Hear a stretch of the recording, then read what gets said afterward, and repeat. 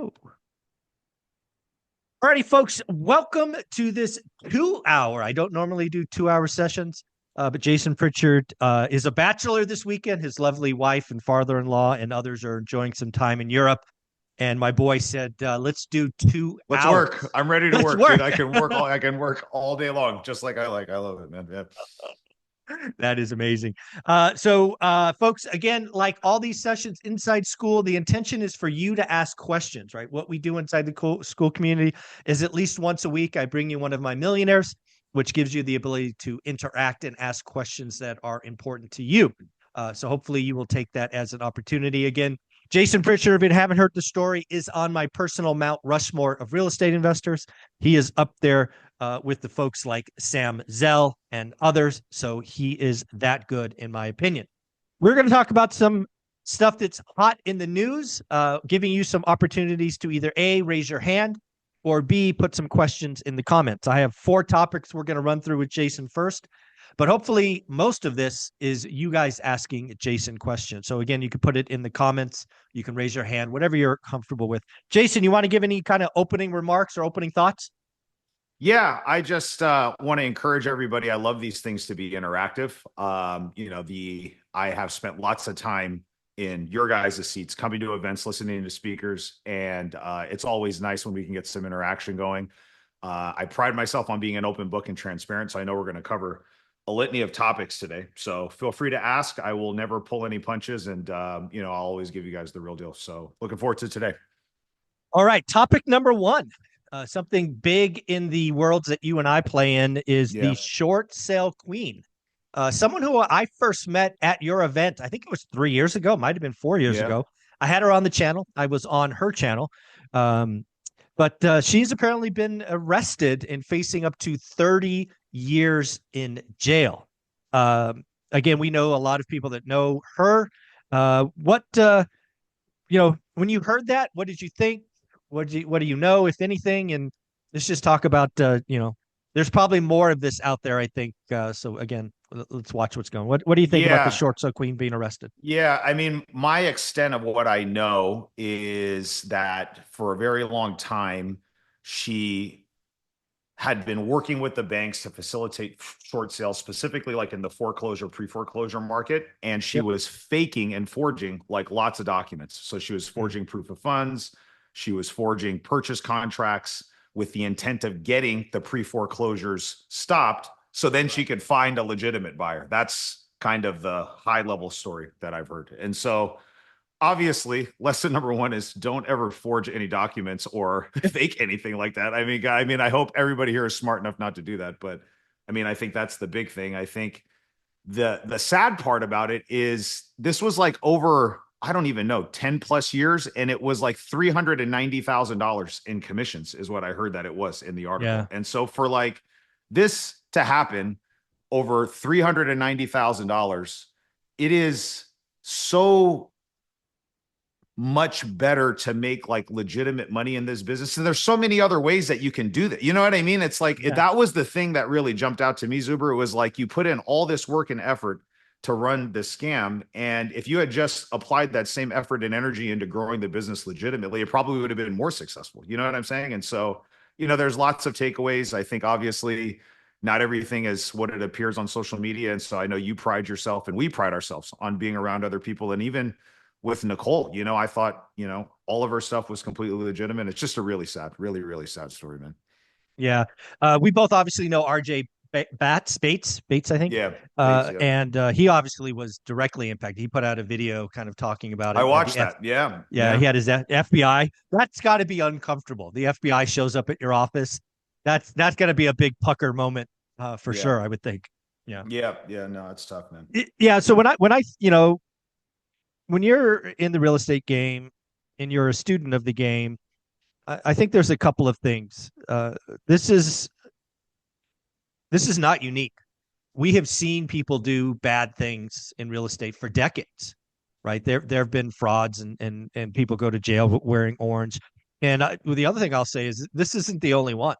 I suspect over the next year or so, we're going to see more of these folks wearing orange jumpsuits, right? I don't know of any specifics, but again, I wouldn't have guessed Nicole was doing that for my two Same. interactions. Yeah. But it's out there, right?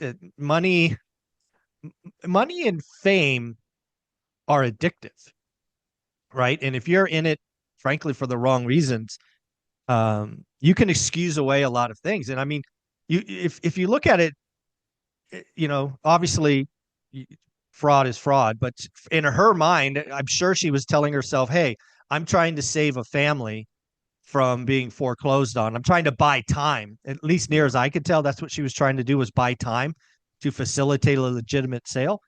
And that's by no means an excuse. That's probably how it was rationalized, right?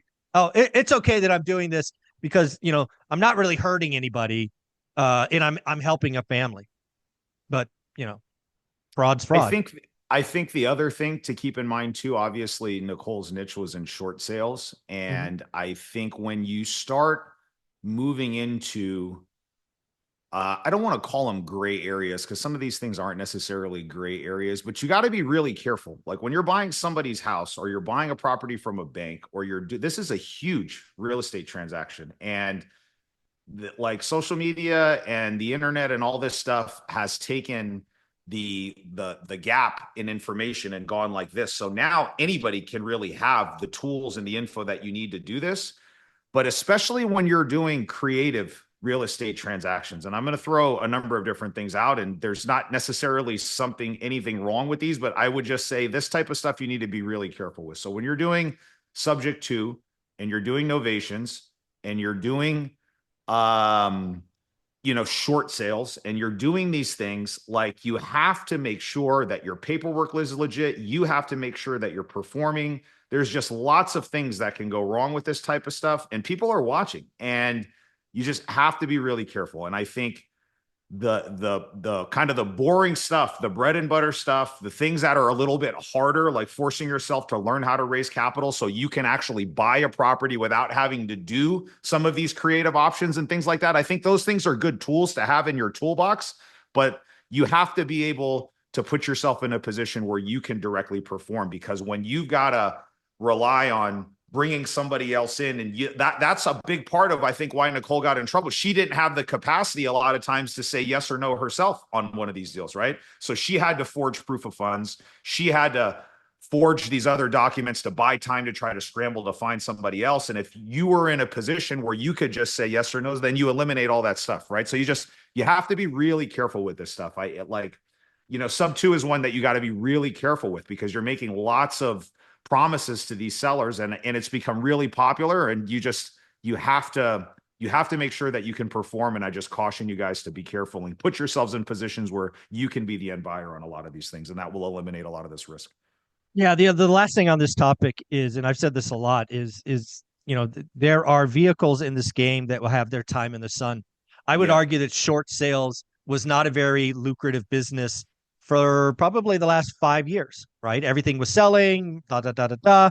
So if that's your thing and your niche, again, just trying to look at the Yeah. logic, she almost has to manufacture business because everything is just selling, on the normal market. So I've done again, one short sale in 10 years. I mean, literally, yeah, we have done one in 10. yeah, You know what I mean? Like I've done less than 10 subject to deals in 10 years. You know what I mean? Our core yeah, business is us closing on the property, buying, fixing it, and selling it, or keeping it as a rental property, the stuff that will always work. You know what I mean? yeah. And it eliminates a lot of these gray areas. No, I love that. I love that. All right, that's that. I had dozens of questions on this, so I thought I would just hit it with you because we Sure. we both we both we both know her. The next one I want to talk about is you put out, I think it was an Instagram reel, it might have been Facebook, but again, I stalk you, so I see all your stuff. You're a private money lender yourself occasionally, Occasionally, yeah. and here recently, you did a $200,000 loan to someone in your network for a short term. It was supposed to be a 30-day loan. Yep. And based on what I read a couple of days ago, might have been a week or so, that's not performing.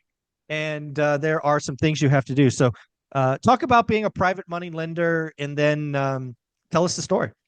Yeah. I'll give you guys some context on the story so you have background on my relationship with this person and how we ended up in this situation. So we've done probably 6 or 7 deals with this person over the last 12 months. So there's a track record of history there. So Okay. When I lend money, I always want to have a prior track record or a very strong referral from other people that I trust.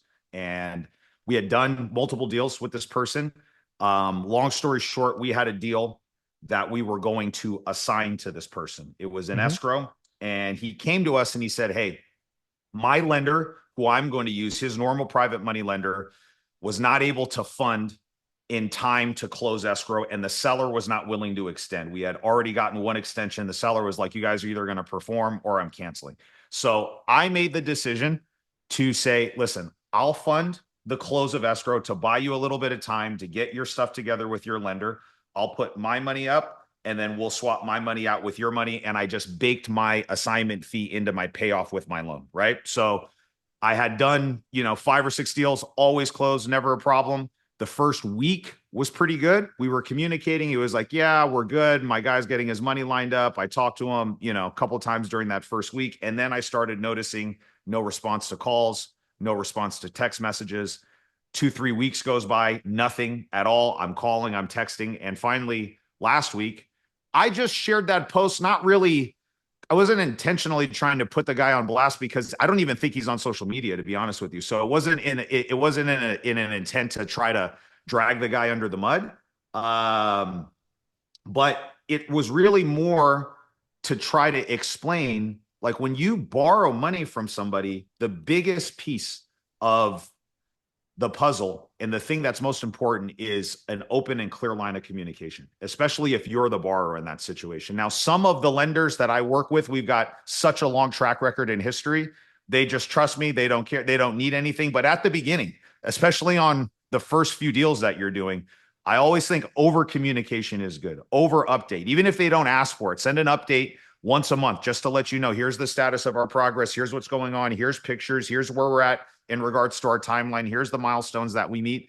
And that was the biggest problem that I have with this guy. Now, I'm not worried. There's no communication is the biggest problem. Now, I'm not worried about not getting my money because I have been a borrower and a private lender before multiple times in the past. So we know how to secure all of that stuff. So we have a first position deed of trust.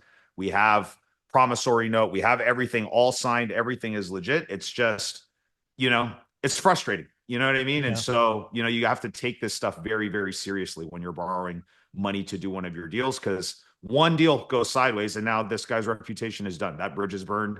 Like, Hmm. you and I talked offline about who Yep. this person was. I mean, people that run in my circle, real estate in our market in Central California, it feels like a big little community and everybody knows Yeah. everybody. You know what I'm saying? And so it's like you burn a bridge with somebody and it's not just, you know, it's not just no more borrowing money from Jason. It's like you're blacklisted now. So you just, you got to be really careful when you do this stuff. Yeah. Again, when you are a private money lender, let's talk about that for a minute. Let's talk about securing the process, because again, this is Yeah. not just a handshake deal, right? This went through No. escrow, got title.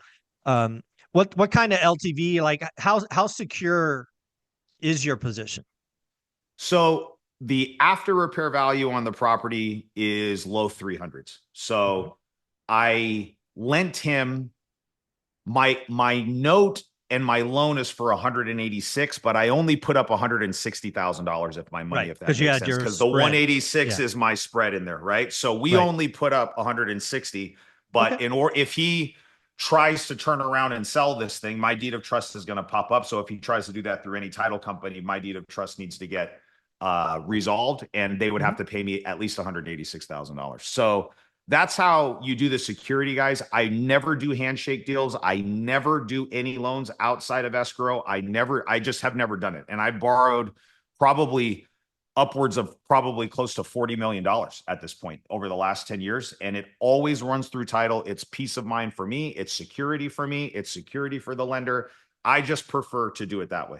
Oh, And you have to do so it that way. we always want to have the paperwork on the up and up. The escrow officer does everything for you, and so it's cleaner and easier for everybody when you do it that way. Right. So I don't know if there's been any update. Has the guy communicated since that post? I'm sure he saw it or was told about it. Has there been any communication yet, or are we starting foreclosure I process, or what? actually looked up his wife and I called his wife and I said, "Look, hey, I hate to do this to you, but I'm left with no other I'm left with no other options." I Mhm. basically just skip traced her, pulled her information out, and I said, "I don't mean to drop this in your lap, but here's where we're at. Right. And I have not been had any luck getting a hold of your husband in the last 3 weeks. We have a $186,000 loan that was due last week. Mm. And you're going to be getting a demand letter in the mail by UPS tomorrow. And I just want to be out in front of this. And I need you to have this person call me ASAP. And it was, it was interesting. I feel like that conversation was good.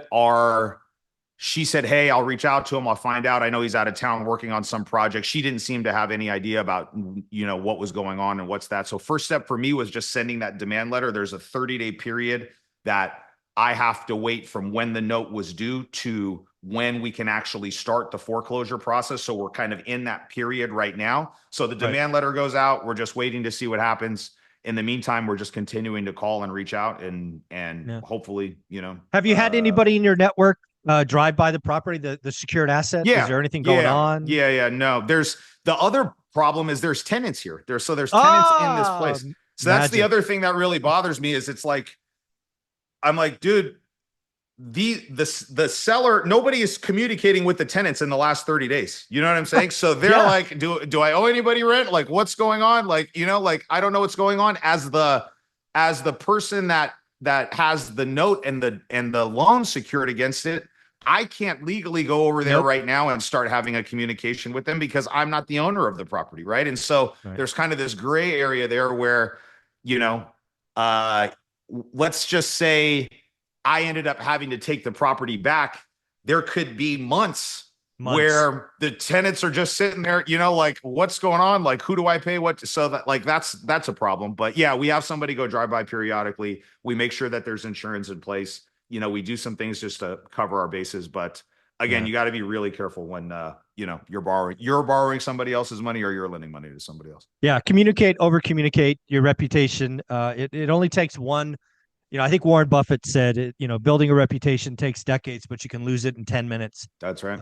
And this guy clearly has. All right. Two more topics I have prepared for Jason. Folks, remember, put in your questions. This is an opportunity to interview and ask questions of somebody on my personal Mount Rushmore. So don't miss this opportunity to ask him any and all questions. He is an open book. So Jason, you put out a post. This was on Facebook. Again, sorry, I stalk you. Basically, the net of it is rentals are not passive. Yeah. So let's talk about that. Yeah, we're kind of going through a little bit of a period right now with our rental property. So just to give context to everybody, I bought my first rental in 2016. We went from 0 rentals in 2016 to 50 rentals by 2019. So we went through a very aggressive growth period in 3 years, where we were buying rentals. Now we own just over 100 units. We self-manage almost all of those units. So we try to keep our expenses and everything down. I have a team that does it. I'm not really involved with it, right? But we've got, 3 or 4 team members that, help us manage the day-to-day operations for our rental properties. We have debt on everything. None of the stuff that we have is free and clear. But if you go back and you look at like our blended LTV, we're probably somewhere in the high 50s, low 60s with appreciation because we were buying stuff in, Fresno. And I just started buying houses, guys. I'd buy, one house at a time. That I think the first 10 rentals were all single family houses. Then we graduated to small multifamily. Then we graduated to small apartments. And it's a blend of all of that stuff. And just due to appreciation, we were buying properties, for $50,000, $60,000, putting $40,000 into them. All those properties are worth $250,000 to $300,000 now. So we've got lots of appreciation, lots of equity in there. We have mortgages on them. Thankfully, we refinanced a lot of those mortgages, when rates are really good. So, we've locked in some long-term, low interest rate debt, and we're in a really good position. But when you have that many properties, the gist of the post that I was making is, I think back to when I first started in the real estate investing field, and I did very simple back of the napkin math. I thought, if I have X amount of units and each one of these units spits off $200 to $300 a month, I just did the math and I thought that was the magic number that I was just going to kind of have every single month showing up in my bank account. And I felt like that for a really long time, honestly.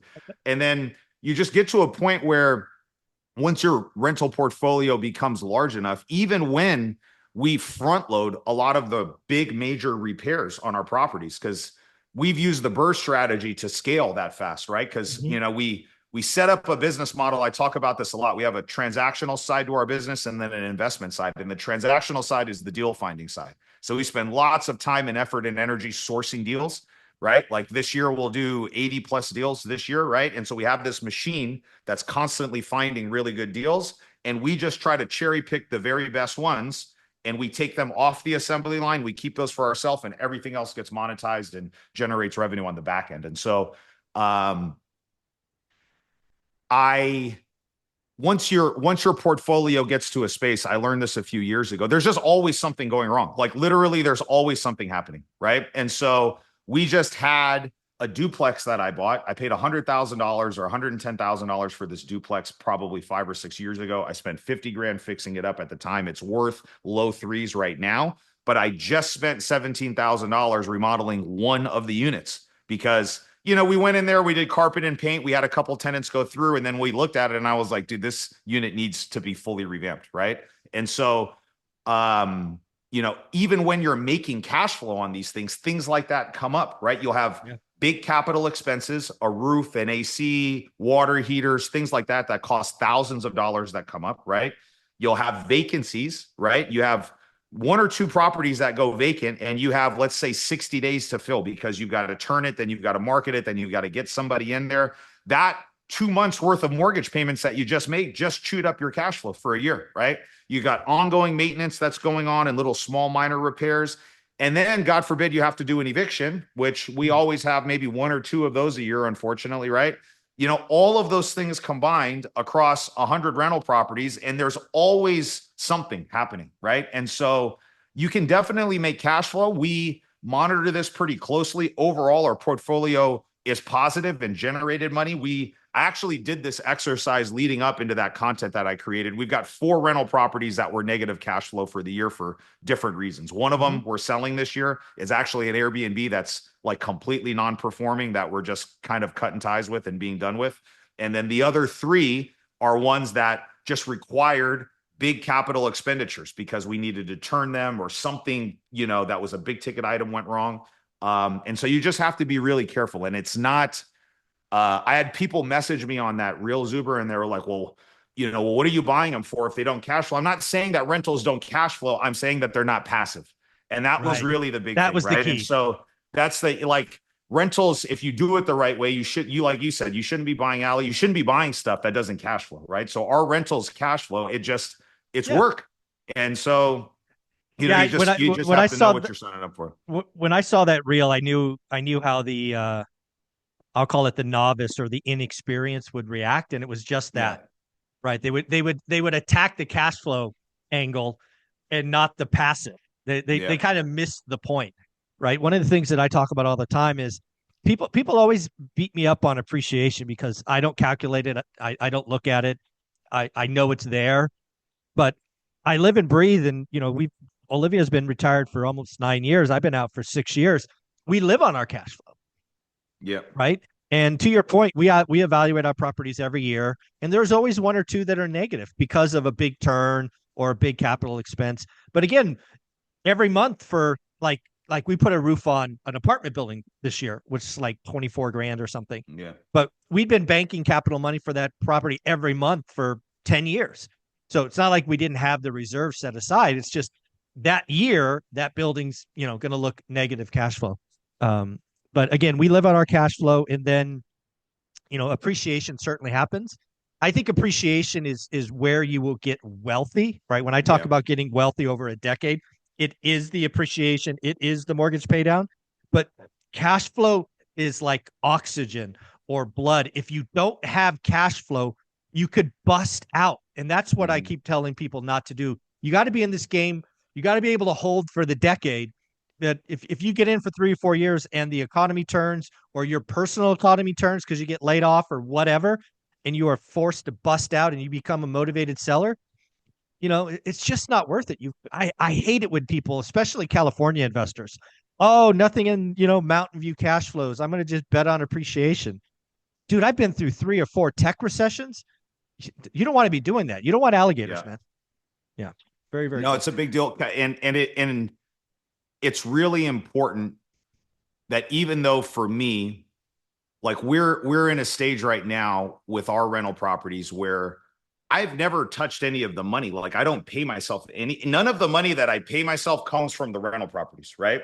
And we're still kind of in that period that you're talking about, that ramp up period, even though it's been 10 years, right? Like I don't plan on touching anything from the rentals for a long period of time. I always focused on Mhm. the money that we use right now to cover our living expenses comes from the active side of our business, right? And I do think that if you want to go full time in real estate and you don't have a like W-2 and high income earning and a vehicle that just generates regular money, like people assume that it's rentals, passive income, and that income is just what pays me over that time. And there's a long period of time before like you get to that space. And I know, and I remember you're a great example of this, Uber. It's like you stayed in that W-2 vehicle for a really, really long time before you ever started touching any of that money from the Oh, rental properties. 15 And years. so, Yeah. 15 yeah, years. you've got to have something that generates regular consistent income, and you can't depend on at least living off of the income from the Yeah. rentals, because that all of those properties are going to need cash in order to just be maintained Yeah. and you know, keep moving forward. So yeah, it's Yep. a Love that. Love that. misconception that a lot of us new investors have that I just wanted to set straight for everybody. You're not going to be on a beach after a few No. years Yeah. No. just collecting your paychecks every month. Yeah. Yeah, we don't do that. You did bring something up. So this is a little addition, given what you just went through, talking about rentals not being passive. You're selling one of your Airbnbs. I know you got into the Airbnb game kind of part of the way through the journey. It was Yeah. really lucrative. In fact, a lot of Airbnb hosts were making fun of me. I remember going to events as the boring one rental at a time guy, and there was some Airbnb guru, talking either before or after me, and basically making fun of the old guy because why would you do long-term rentals and make $200 when you could do Airbnb and make $2,000? You're Yeah. you're you're lazy and outdated. So why don't you talk about what is your Airbnb portfolio? What's happened last year or so? What's going on?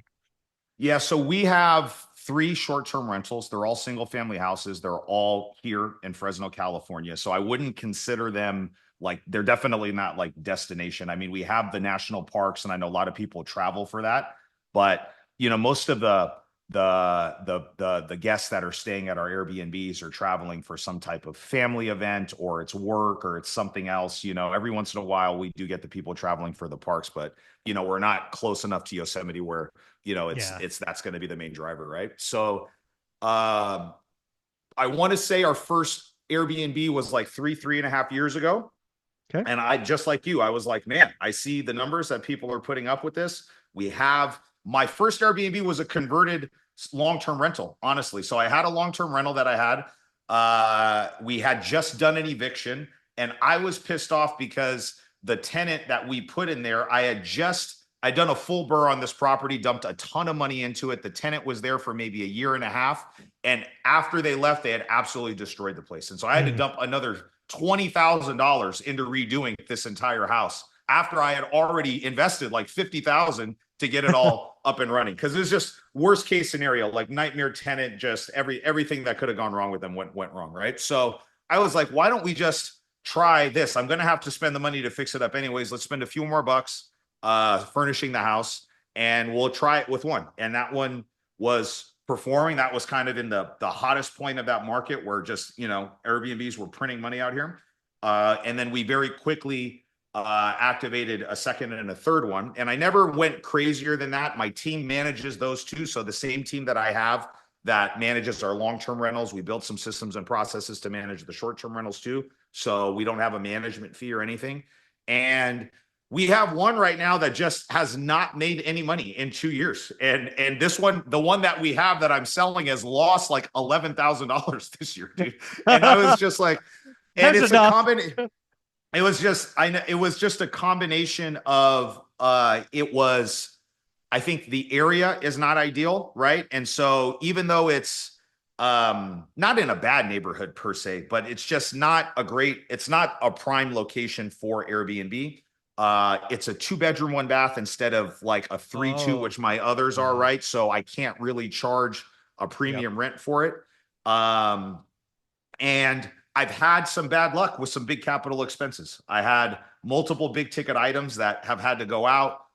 We let dogs at our property, and so we've had to replace fence, which a fence is really expensive. A water heater's gone out. We've had to do a roof over there, and so there's been just low occupancy, at least compared to the other ones, along with some of these other things that have caused it to just be a negative cash flow property over the last 2 years. And I'm finally just like, we've gone through all the different options. So here's what I always say: with any type of property, you have to think through plan B and plan C, right? And I think a lot of people got burned with the Airbnbs because the only viable exit strategy for that property was making it work as a short-term rental, banking on it being rented out 80 to 85% of the month, right? And like just running very aggressive pro formas on the property. And the only way that it would pencil was that. And I've just never subscribed to that thought process. It was never a good idea. So I think worst case scenario on anything, you have to be able to just pull the plug, sell it, and be able to make some money, right? And this was, or option B is keep it as a long-term rental, right? You could just convert it into a long-term rental and go from there. For me, option B will not work because this was a property that we were not able to refinance while rates were low. And we had, like, just because of when I purchased it and when we got done with the rehab, I had already missed that wave. So rates had shot up so quickly, you know, I thought I was going to get it, but I just didn't. So my interest rate on this thing is like, it's a DSCR loan, and I think it's at like a 7% or something like that, or maybe just a hair over 7. And it doesn't cash flow as a long-term rental because it's only 2-bedroom, 1-bath. Again, so my payment is, you know, $2,000 a month, I think, like that, fully loaded. And I could probably get $2,000 a month if I'm lucky. And that's super aggressive, right? And so it just doesn't make sense for me to stick somebody in there long-term. One more thing goes wrong, I'm going to be in the same position, right? So the good news is I bought it right, just like I did everything else. I paid 180 grand for it. We're all in with furnishings and everything for like 220,000 bucks. And I could sell this thing. I could list it on the market tomorrow for $320,000. So that's what we're going to do. I've just been waiting to get a little bit closer to the end of the year, so that way we could time the sale, and the sale happens calendar year 2025, right? So then that way I have all of next year to kind of figure out what I'm going to do with that tax liability. We haven't gotten crazy with the depreciation on this, so there isn't going to be a big recapture on depreciation, but it will create a capital gain that we're going to need to figure out what to do. But I mean, at the very bare minimum, I can recoup all the losses that I've had over the last 2 years. And it's probably somewhere to the tune of like $17,000, $18,000 if you add all of that up. And then, you know, we can bank the rest of that equity and reinvest it into something else. So you're not going to win on everything, you know, and that's the big thing, guys. Like, I think you have to be okay taking a risk. You have to be okay shooting your shot on some of these things. They're not all of them are going to work out. You know, we'll finish somewhere between 80, 85 deals, like closed, sold properties this year.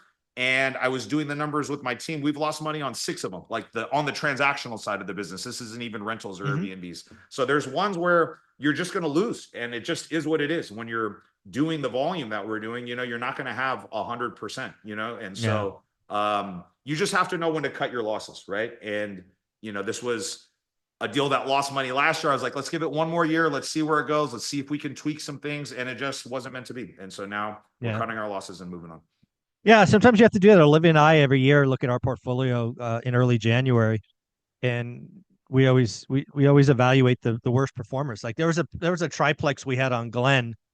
It was a duplex in the front, a brand new house in the back. You know, an ADU before the ADU was a thing when we got this, and it's just never performed. Always had tenant turnover. Just everything that could go wrong went wrong. Always felt like next year would be better, and it was just always the worst performer. So I think we sold that thing in 22, I think.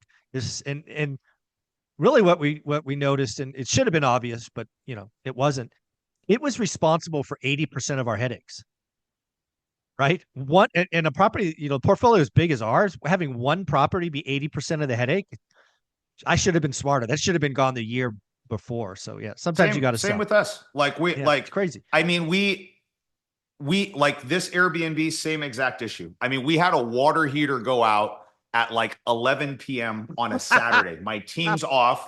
I'm getting blown up like in the mid, like getting having to wake up. I was like, this is not the reason why I got into the real estate business. I'm calling like a plumbing company to find somebody that will go out there. I'm getting charged 3 times what it would normally cost because of it's midnight on a Saturday, right? Yeah. And I Yeah. have to do it because there's no hot water. And it's just like those type of issues. And sometimes, it's like it's these ones that, like you said, it's these ones that not just suck up all the cash flow, but they're probably giving you the most headaches and the problems. And so, Yeah. I mean, I'm sure most of you guys on this call that own rentals are doing this, but if you're not, you need to constantly be evaluating the performance on these things, right? You need to be looking at them. You need to be looking to see how they're doing. And it's very easy to convince yourself that things are good. So you have to have the data, right? It's very easy to spin a story in your head that, it's not really that bad. I would never have thought we had lost $10,000 on it, even me.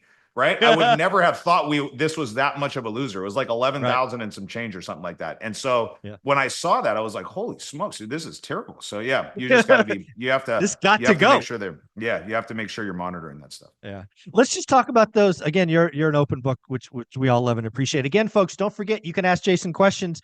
You can put it in the comments, raise your hands. I don't see any hands raised or comments yet, or at least questions. I see some comments, but no questions. Don't miss this opportunity. This is one of the reasons you are in school, is you get access to these amazing folks. So again, raise your hand, comments. Otherwise, he and I'll just riff for the remainder of the time. You talked about your 6 losses.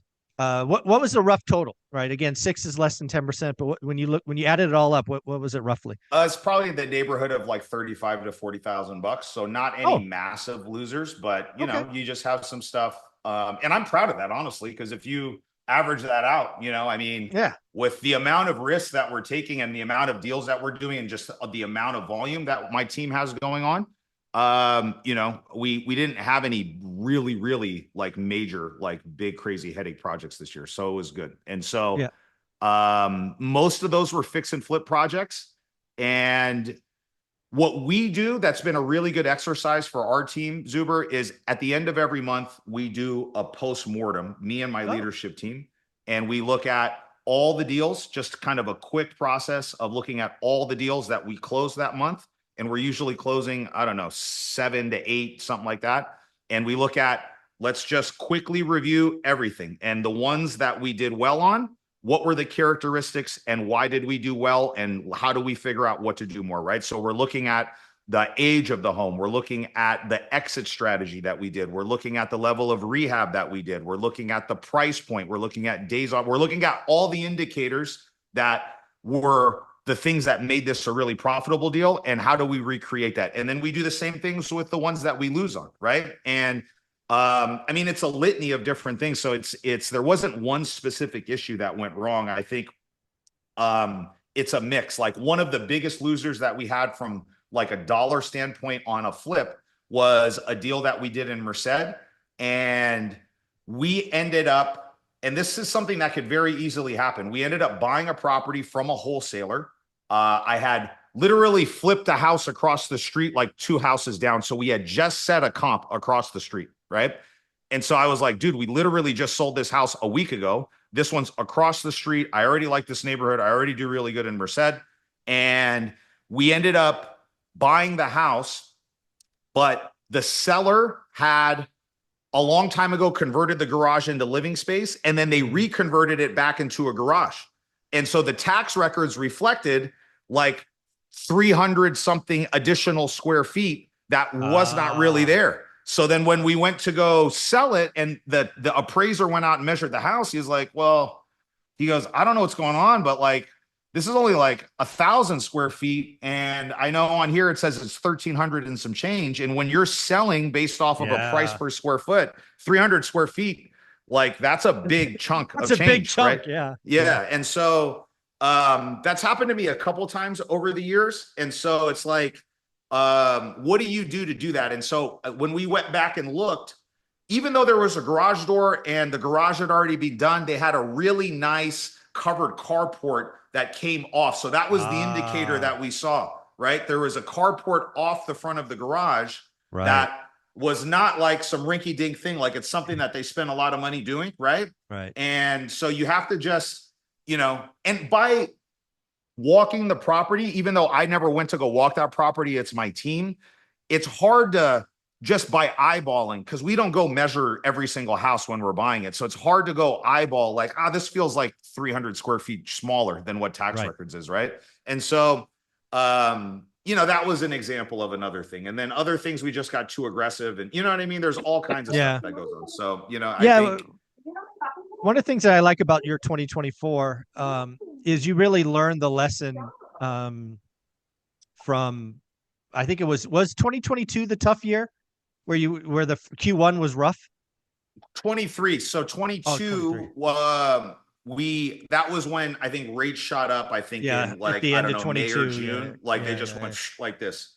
And Right. so everything that we bought, like March, April, May, we Mhm. had bought it when rates were still like relatively low. And we knew that rates were going to go up, but we didn't realize how fast or far they were going to go up. So we bought a ton of inventory because at that point Yeah. we were very heavy fix and flip. 80-90% of what we were Right. doing was a fix and flip thing. And your cash conversion cycles on fix and flips, guys, even with us, and we're really good Yeah. operators, it's best case scenario, 4 to 5 months, you're out of there. You know what I mean? You buy it, right? Let's say you start right away, you're 45 to 60 days worth of rehab and getting the property prep before you're on the market, then you're 30 days on the market, then you're 30 days of escrow. And then as long as it doesn't fall out or nothing crazy happens, in 5 months, you're there. And everything we bought in May, I've talked about this a lot. We knew we were aiming for a target that was going to adjust, but we didn't know how fast or far that price point was going to come down.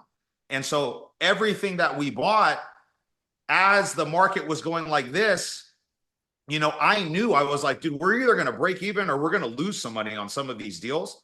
And we experienced a lot of those losses end of 22 and really at the beginning of 23. In that first month of Right. 23, I think we lost 100 grand. And I just made the decision at the beginning of 2023 that we were going to move away from being a predominantly fix and flip operation, and we were going to move to exit strategies that were a little bit more fluid. And this Yeah. year really was the year where, of those 80 something deals, it's almost a completely even distribution, where a third of them were assigned in escrow, where we never took ownership. We don't have any the cash conversion cycle is really kind of zero there because you don't really have cash going out.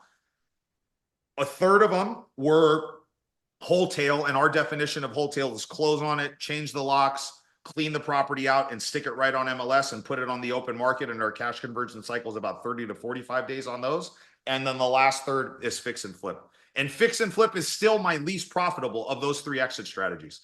And we That's flip more funny. houses than most people, and we still make the least amount of profit on the fix and flip properties. And so we're Yeah. just leaning into what our strengths are. Our strengths are finding deals, negotiating good prices with sellers, being able to raise money. So putting those properties that we can wholesale on the open market. And that's just been something that's been really well. We're having our best year that we've ever had. And it's because of a lot of intentional hard work. And we're also, lucky and grateful because we know a lot of people are not experiencing that, and they're experiencing a lot of challenges in this market. But you Yeah. can't, we talk about this a lot in corporate America. The goalpost always changes. So I've always embraced adapting, pivoting, changing, evolution. And lots of people just get stuck in their ways. And because they feel like they made money in this business Right. doing a certain thing for a certain time period, that it's always going to be that way. And it's just not. The things that I used to do at the beginning don't work anymore. So, you just have to Exactly. be willing to grow and evolve and adapt. Yeah, very cool. Well, Craig, we're going to go to you in a minute. We're going to hit Sean's question, which was echoed by James here. I'll shorten a little bit, but here we go, Jason. If my goal is to get to 10,000 a month passive income and I have $30,000 to start, what is the best baby step? If my goal is buy and hold, but willing to burr, I like my W-2 and planning to use it to generate income. So basically, I'm at the beginning, got a little capital. What are your thoughts? With $30,000, and you're wanting to buy and hold initially, I'm going to give you a couple different answers. If your goal is just to buy and hold and that's where you want to start out, I would focus on finding off-market opportunities, because those are the things that will work best for the burr strategy. Because typically when we're buying off market, we're usually buying it at a steeper discount.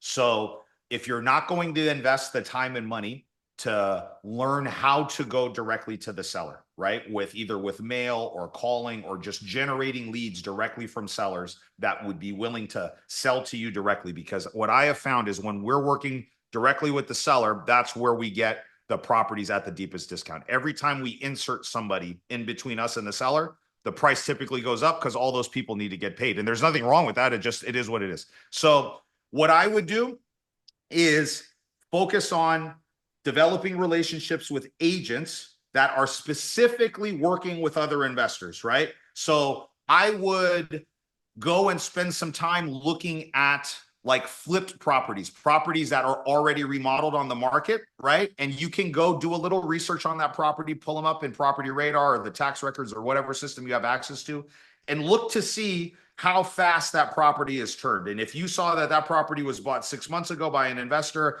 and now it's fully remodeled, and flips are usually pretty easy to sniff out when you see them on the market, I would call that agent and make a list of all the agents that are doing that in your market and just try to get on the short list of people that are investor clients for them. Because those type of agents, you very rarely find agents that are like high-end luxury, selling lots of houses for retail buyers, and then they also specialize in finding fixer-upper properties. It's usually one or the other, right? And so you got to start making relationships with those agents and get on the short list of people that they will call the next time that they find an opportunity like that, right? And so then that way you can get something that's maybe potentially a pocket listing or maybe a landlord client or something like that, and then just go from there. The other thing that I would do is start connecting with other investors that wholesale in your market, right? And the easiest ways to do that are to go to like local networking events. Most real estate markets have multiple Facebook groups for off-market properties. So you can just go into Facebook group, search real estate investor and insert your city, and there'll be multiple people that come on there. You've got to start making connections there. Or a hack that you can do is go into Google and search sell my house fast or sell my house for cash in my market.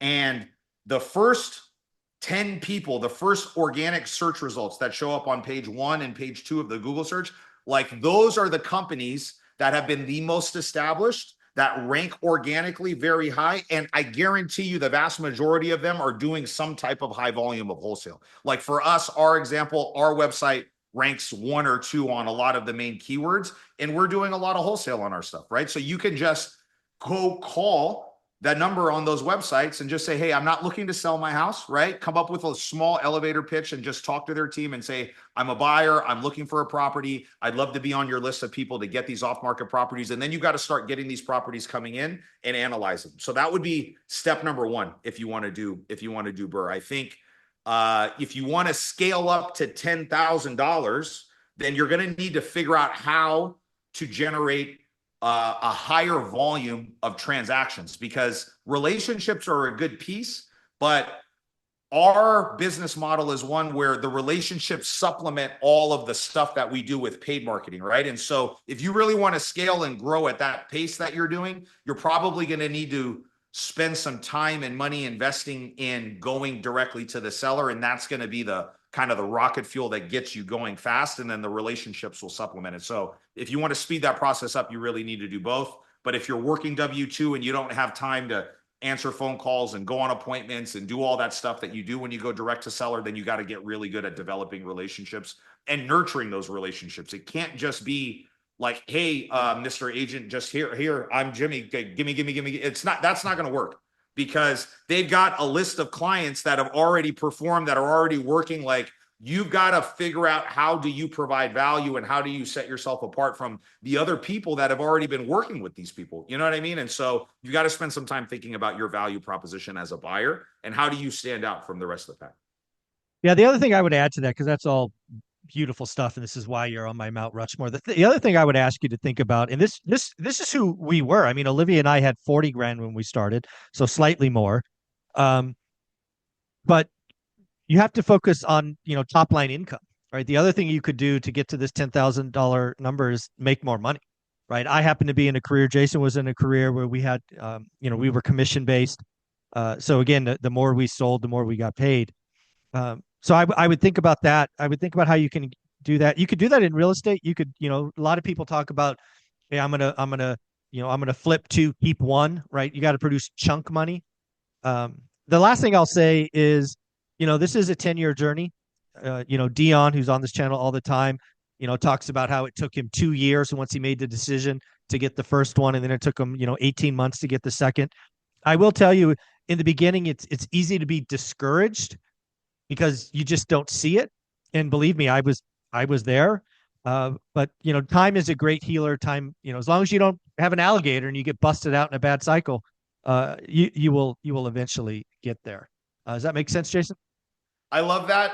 I love the idea of increasing the income that's coming in because, again, I mean, if all you're doing at the beginning is just buying and holding, you don't have some type of vehicle that is bringing in Yeah. lots of money.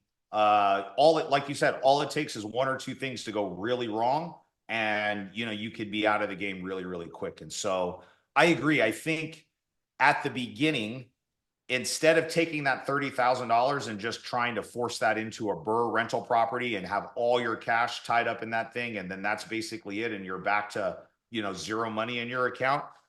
Those relationships that you're leveraging at the beginning, Yep. you should probably take that, fix and flip, and then try to get to $100,000. That's what I would say. I would say try to figure out the fastest way to get close to 100K in liquid capital in your bank. Like I said at the beginning, I bought my first rental. It was the end of 2016 and I started in 2014. So all we did at the beginning was get good at finding deals, get good at fixing and flipping. When it forces you to get good at buying properties, right? It forces you to get good at raising money. It forces you to get good at managing rehabs, at holding contractors accountable, at doing all of this stuff.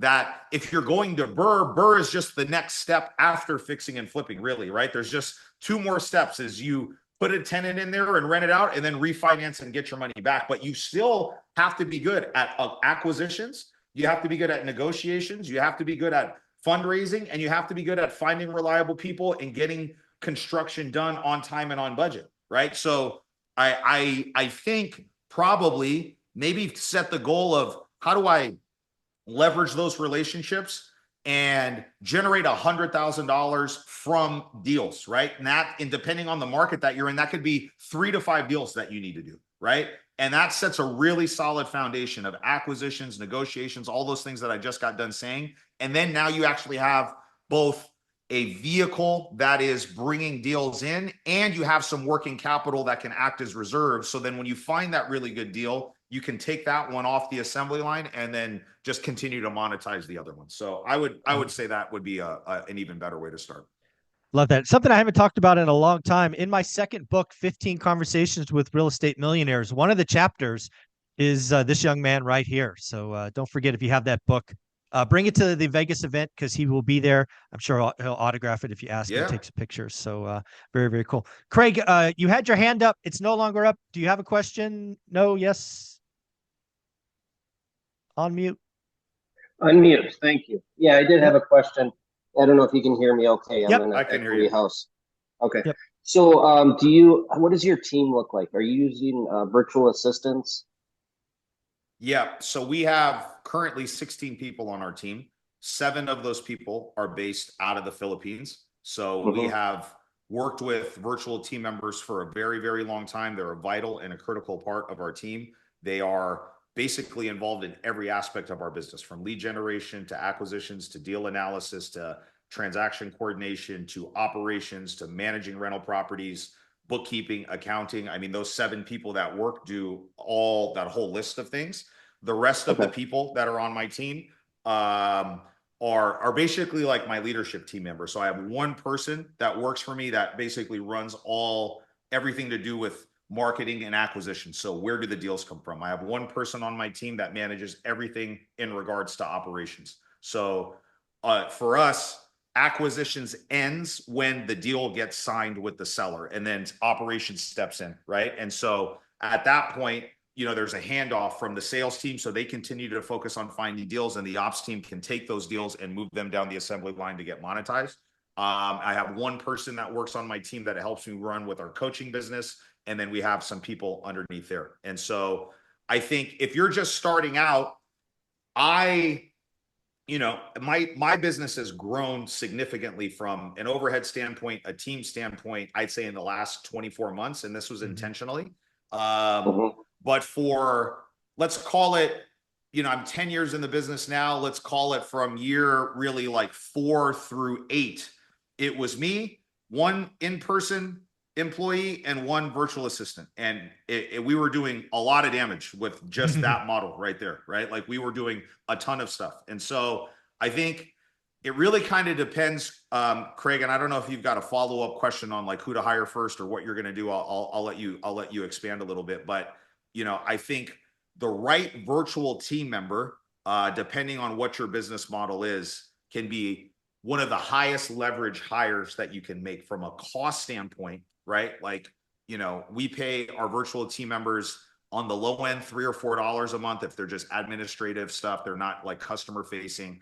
And like my highest end team members are making 8 to 10 plus a bonus.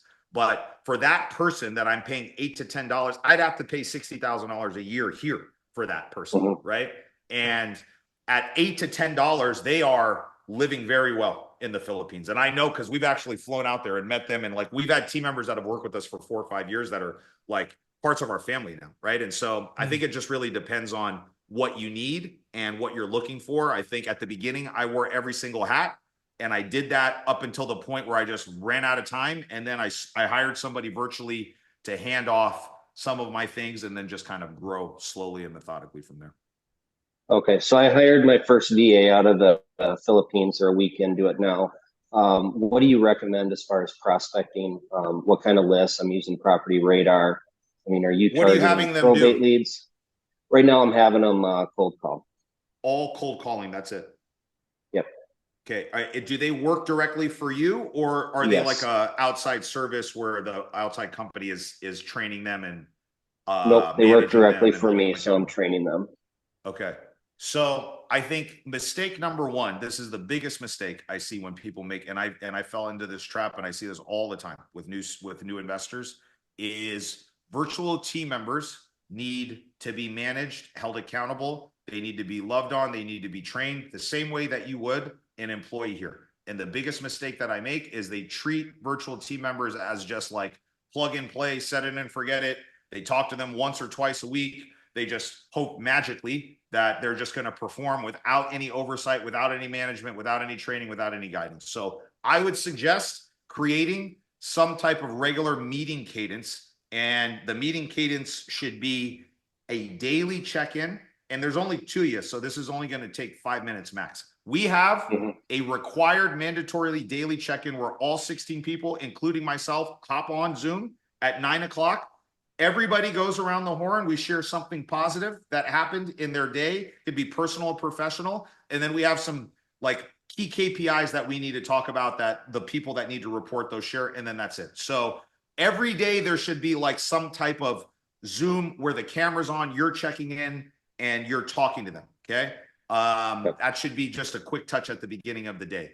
How are you training them? And what are you doing to train them for like skill development to get them good? Like, how are you holding them accountable? Do you have metrics that they need to be meeting every day? Like you said that they're cold calling. What systems are they using? Give me a little bit more information, and then I can I tell you. built a list out of Property Radar. I set them up on Mojo Dialer. I gave them an outline of a basic script. I'm having them call people with high equity in my target markets. And right now we're just a week into getting it set up, so under 100 calls so far. Okay, We so communicate throughout go the ahead. day on WhatsApp Okay, and then good. Zoom. That's good.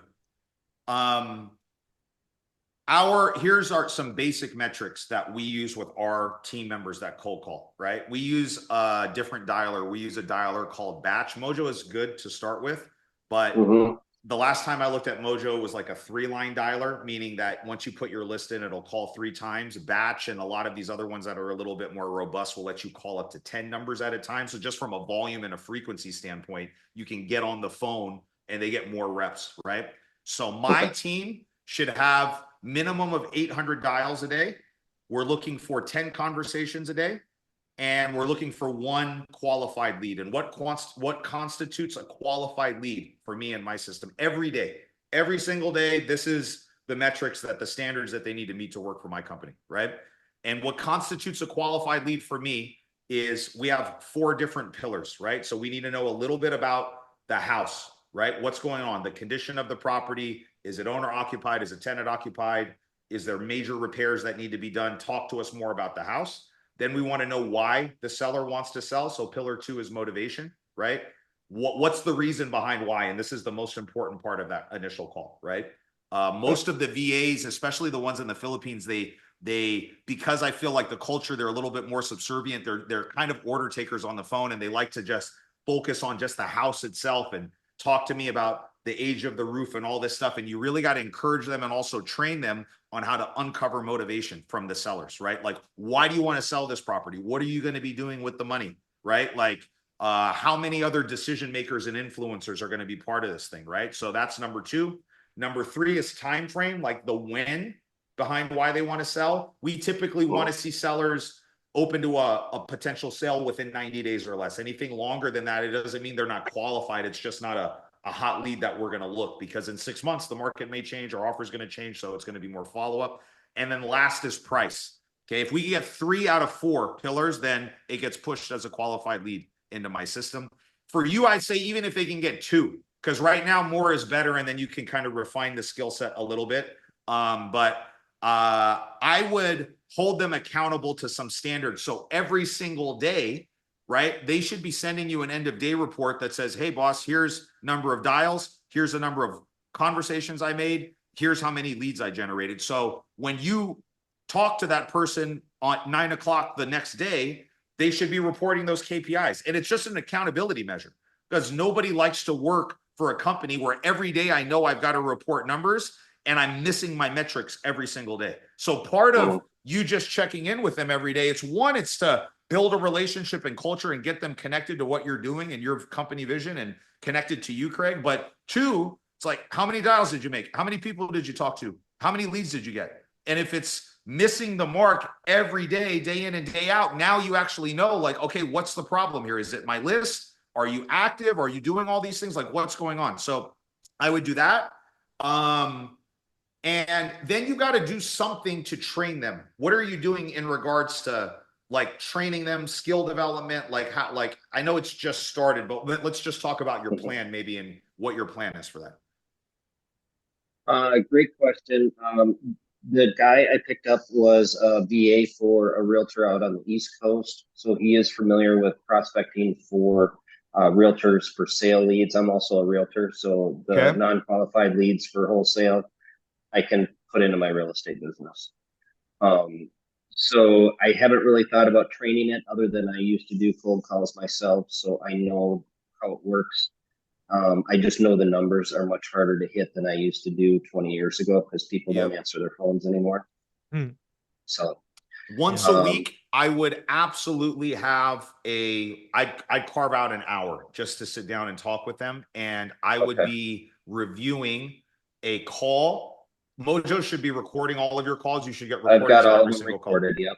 Okay. So you should, and then I got the CRM built into Mojo as well. Good. You should review a call from like a qualified lead, right? So let's say he should be pushing 5 leads a week. You know what I mean? If that's your standard or whatever your standard is going to be, you should spot check every one of those. And in your free time, if I were you, I'd listen to all 5 of those conversations. Just when you're driving in the car or in the gym, just take a little bit of time to spot check and listen to those conversations. And you should pull one good call that you can say, hey, I listened to this one. You hit all 4 pillars. You did really good. When they gave you this objection, you handled it very well. And then find one where there's area of opportunity, where they just sounded off. Their tonality was off. They didn't hit the four pillars. They just, they didn't do a great job of that, right? And give them, positive reinforcement on the things that they're doing good, and give them constructive criticism on the areas that they need to be improvement on. And they respond very well to that type of stuff. I've found that, right? I think when you just let them fly by the seat of their pants and you give them no feedback at all, that's when things are going bad. And then the last thing that I would say is you need to implement, how are you monitoring like their hours, how they're paying them, if they're working, if they're on shift, like, are you using a software or something like that to do that? Or how are you doing? Are they manually just giving you hours, or what's the setup that you have? I'm basically taking his word for it and then judging based on. So don't do that. Stop that right now. You need to do Okay. what we use is a system called Time Doctor. And I think it costs $10 a month per employee, or maybe $14 a month per employee. 100% worth it. And it does a couple different things. One, they have to log into Time Doctor in order to get paid. Okay. So this is what is going to track the hours for you without him having to track it or without you having to track it. Right. So at the start of shift, they log in and then it tracks their time. And then if you're paying like bi-weekly or however you're paying them, right, you just pull the report for that time period and you take the time that they were logged, and no manual time. So this is a big thing with Time Doctor. With Time Doctor, they can manually go in and say, even though I wasn't logged in, I work these hours. And we just set an expectation at the beginning. You're only paid for the time that you're logged in. Okay, that's it. So there is no manual updating of time. The other thing Time Doctor does is it's an accountability measure. So it will tell you when they're logged in. It does like a screen grab, and you can set it up for like certain intervals. We do every, I think, 90 seconds. It basically takes their system where they're logged in, and it takes a screenshot of their computer. It monitors all their keystrokes, and you would be amazed, dude. Like, how many people, VAs, are tell you that they're working when they're not really doing anything. And I've had to fire like long-term people that have worked with me for a very long time because they were using like keyboard clickers, right? And a Time Doctor will tell you like if there's unusual activity, like it'll flag all the websites, right? Like that they're not supposed to be on. And I had one employee that had a keyboard clicker that it was doing 1,800 keystrokes every minute for like 3 hours straight, exactly 1,800, right? And I talked to the employee and I was like, listen, it's impossible. There is no other explanation that you can give me that would say that you don't have some device, that's working on here, right? And so it's like you'll catch the employees that are bad actors, and it basically it prevents lots of stuff because virtual work is such a big thing, and they will work for you. They'll also work for somebody else, and then they'll work for somebody else, and they have all these different jobs going on. And you need to create some guardrails to prevent them from, not doing that type of stuff. So I would immediately implement Time Doctor and start doing those things with the training. And then you can message me if you have any questions after that's going. Give that 30 days, see where it's going. I would treat it as a probationary period and see how things are going. You know what I mean? And at 30 days, do like a performance review with them, review the metrics, review their performance, what's good, what's not going. And then maybe you can offer them some type of long-term thing after that. So I would just start them at a small base hourly for the first 30 days. And then if you feel like they've got potential, then you can maybe add a kicker, like for every lead that they generate that you close, you give them $50 or something like that. Or, add a way to I did that already. And, yeah.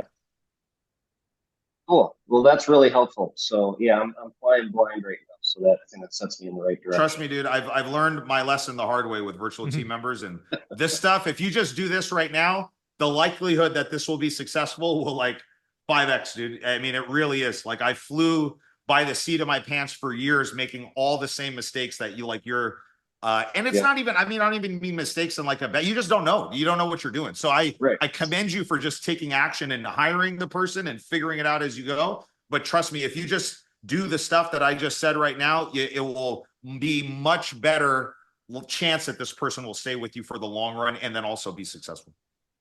Cool. Thank you. Very cool. You're welcome. And folks, don't forget, Jason is a part of the school community, so you could put a post in and tag him. Just go at Jason Pritchard. So don't forget, he is a part of the community. Yep. So very cool. All right, we're going to try to get through. We got a long list of questions here, Jason. We got one from Steven. And again, folks, the same rule applies. I go top down. So the sooner you put in your question, your better your chances. This one's from Steven.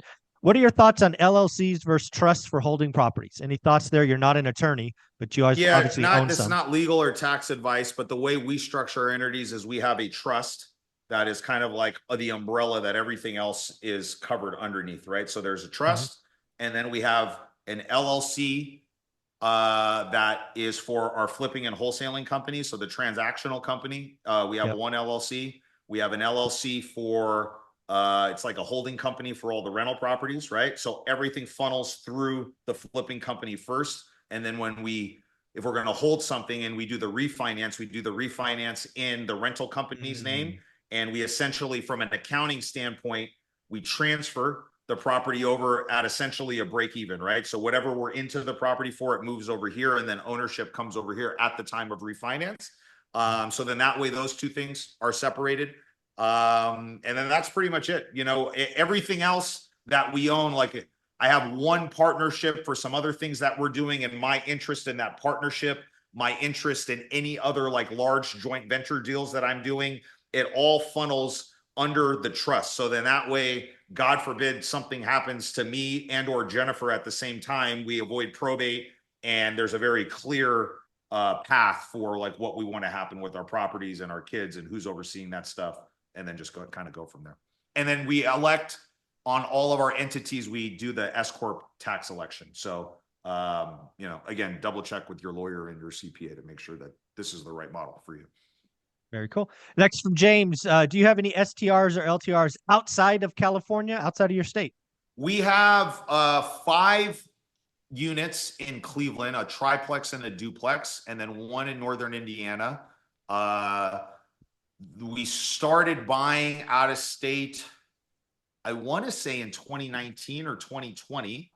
Again, I've never been afraid to try anything, right? And so like, I think, you know, as California investors, I started in my backyard. We are now only investing in our backyard again.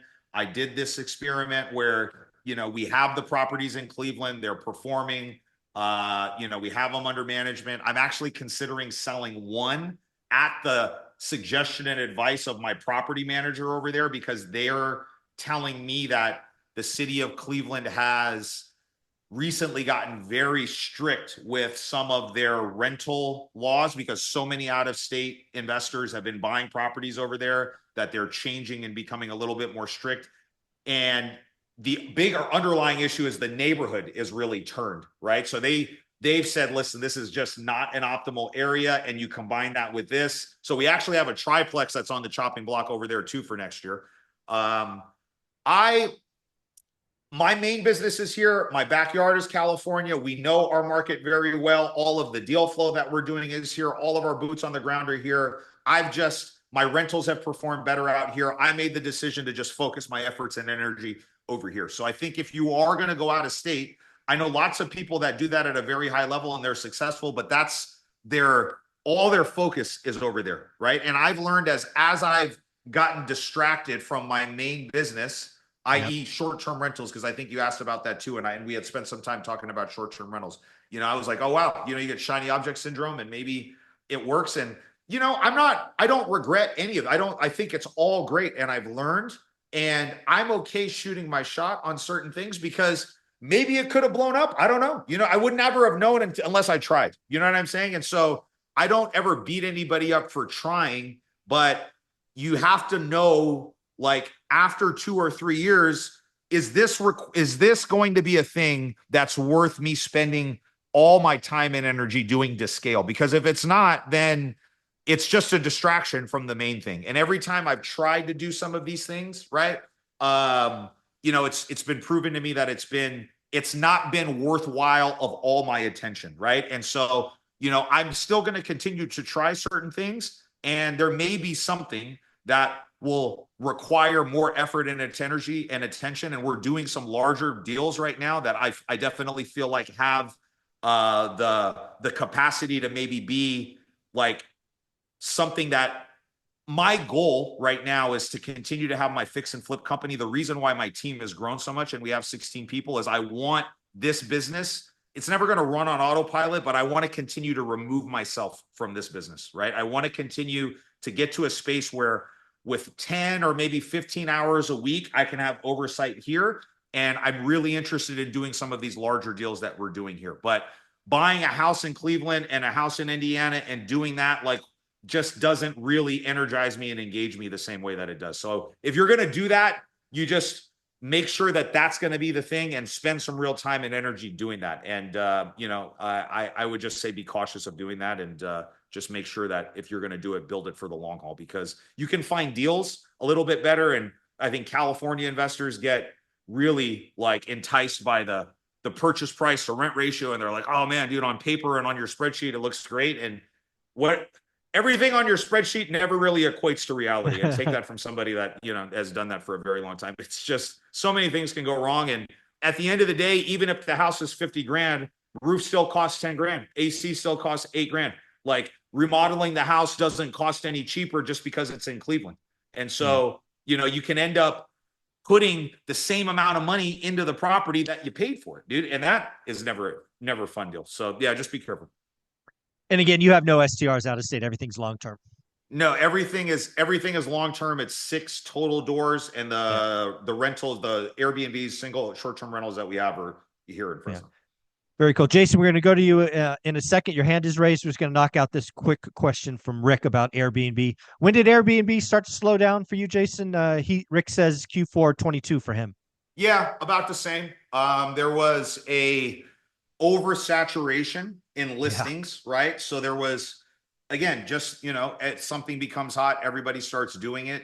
And you can see it both from the data, and then instinctually you can kind of get the feel of it because you see everybody's talking about it all of a sudden, right? Like, just random people are talking about, man, I just bought an Airbnb or whatever, right? And so I think our experience as far as time frame was very similar. It's interesting. The number of Airbnb listings, at least in our market, has compressed by almost 50%. So I think we were at somewhere around 1,000 or 1,100 or something like that at the peak. I need to double check these numbers, but it's somewhere around there. And then the last time I looked at available listings in Fresno was like 600. And so you can tell just lots of people just decided to just chalk it up as a loss or move on or convert it into a long-term rental. But even with the compression of the amount of listings that were there, our 2 of them are doing well, but it's just that one I'm having a problem with right now. And it's, again, I'm not trying to scale like that. That's really the other thing. It's like, I don't want to own 100 Airbnbs. You know what I mean? It's just too much work. It's too complex. There's a lot of stuff kind of moving on. There's parts and pieces like the cities are now starting to crack down. So you got to be really careful as far as like, are you collecting occupancy tax? And are you in an area where, you have a strong hotel lobby and then they're pressuring the city or the county to make stricter laws for Airbnb. So there's just lots of moving parts and pieces that you got to be cautious of. And again, my main business is what I'm focusing on right now. Very, very cool. Well, Jason, you got your hand raised. Go ahead and take yourself off mute and ask your question. Hello. Thanks for doing this, Jason. Quick question. I was looking at buying a building. It's 4 3-bedroom units. The problem is it's been on the market for 97 days. I'm going to offer, they want 450. I was going to offer 400. The problem is it needs a little bit of work, each apartment, nothing crazy, except it's a family that owns it and their rents are super low and they're $1,000 a piece. And their leases don't expire till August of 25. So I'd basically be breaking even if not losing a little bit every month, which I can afford to do, but I know we always talk about not violent alligators. But, after August, it would actually cash flow really well.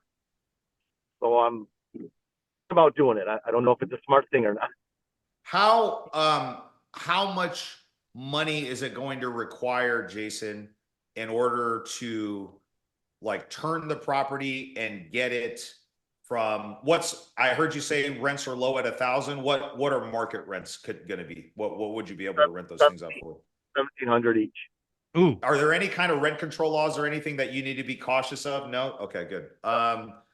So I guess question number 1 is what are each one of those units going to require in order to go from 1,000 to 1,700? Because typically, and I'm not saying that this is not, this may be the case with yours, but typically what we see is there usually has to be a value add component, right? For it to go from 1,000 to 1,700, usually we got to turn those units and make it worth $1,700. So do you have to go in there, or are they completely turnkey, like ready to go right now? Or like, what's the situation with the actual condition of the property? Use little things, paint, nothing crazy in there, a couple $1,000s each unit. The reason they're low is because it's a family and they never raise their rent. Okay. Yeah. And that's there too. I definitely see that before. And every once in a while we'll come across one where the property's well-maintained, not a lot of deferred maintenance, and the value add component is really just increasing the rents every single month. And so I think what I would do is write your offer subject to inspection, right? And go in there. I would start at a low number and have, is 400, is it a no-brainer at 400, or where would this deal be a no-brainer at? It would actually be a okay deal still at the 450. It's just it sat on the market for long, and I know I did ask if they want to do seller finance, and they came back with no, they want money. So I'm assuming he's got to be older because all of the family were all older, and they didn't want the cash. I would try to throw in your offer subject to inspection at 400, and then depending on how your inspections come back, and I would spend a few bucks to do some formal inspection so you have some firepower and some leverage to go back and just say, look, right, my biggest issue right now is that, like the rents are way below market. Market rent 1,700, you have it at 1,000. Tenants are locked in until the middle of next year, right? And I can't pay you based on the future perceived value. I have to pay you on the value of what it is now. Plus, we've got, a roof that's coming towards end of life or whatever. Like, leverage some of the stuff. There's going to be stuff that pops up on the inspection that you can leverage to negotiate down a little bit more. And then you're going to have to say, like, where is my cap on what I'm willing to pay, right? So if they say yes to 400, but you really need it at like 375, right? Like, set a cap as like, this is the absolute max that you're willing to do it at, and then detach all emotion from it. Dude, if you get it at that number, then pull the trigger. And if you don't, then move on to the next deal. You know what I'm saying? And then just keep an eye on it. I think you have to, especially at the beginning, we get emotionally tied because we want it. Then all our energy and attention gets focused on it. And then we force deals that are not really there. And trust me, I've done that because I know, you know what I mean? It's like, well, I'll just make it work. And sometimes you get lucky and it works. And then other times it doesn't work. And that's really painful, dude. And so it's like, to avoid all of that pain, I would just set some really clear parameters on if we can't get it below this number after the inspection, then I'm just going to walk away, and then that's it. Yeah, the other thing I would do, yeah, Jason, the other thing I would do is I wish more investors did this. I would actually get comfortable writing 2 offers. Right. I would actually present 2 offers. And again, Jason's absolutely right. You got to buy it on today's value. That's why the property's on the market 97 days or whatever it was.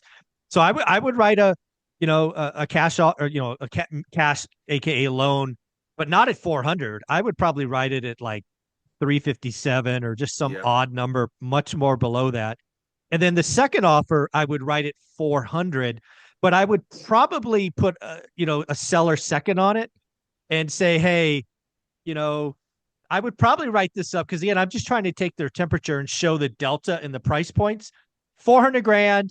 Oh, by the way, seller, you've got to hold back $50,000, no payments, no interest for 12 months because I can't pay, it's not worth it until I can get it to 1,700. So basically make a portion, and I make it a significant portion, 50, 80, 100 grand, where they get that money later. Maybe you can burr out or something. So I would try to create a big delta between all of your cash now and some of your cash now and some of your cash later to buy yourself time. And again, tell them the story. Dude, it rents for 1,000. I got to afford the mortgage on 1,000, right? I have this inspection report. I got to dump 18 grand into this today, right? So I wish more people got comfortable writing 2 offers.